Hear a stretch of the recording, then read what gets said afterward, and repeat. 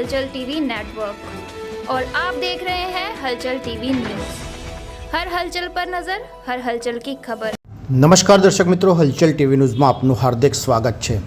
આણંદ વિસ્તારમાં કાંસની સફાઈ કાગળ પર બાદ હવે સિંચાઈ વિભાગ દ્વારા બનાવવામાં આવેલ નહેરના બાંધકામમાં સળિયા બહાર આવતા ભ્રષ્ટાચારની પોલ ખુલવા પામી રહી છે।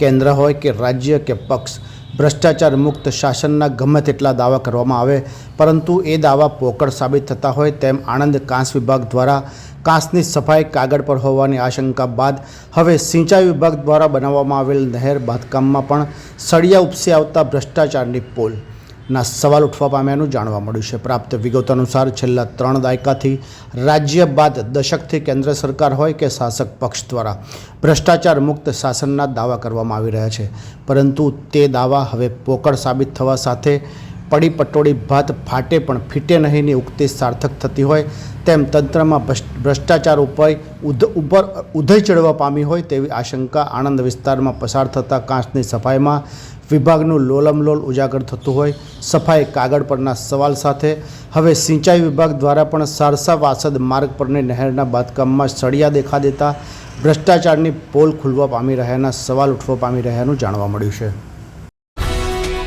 ये है हलचल टीवी नेटवर्क और आप देख रहे हैं हलचल टीवी न्यूज़। हर हलचल पर नजर, हर हलचल की खबर।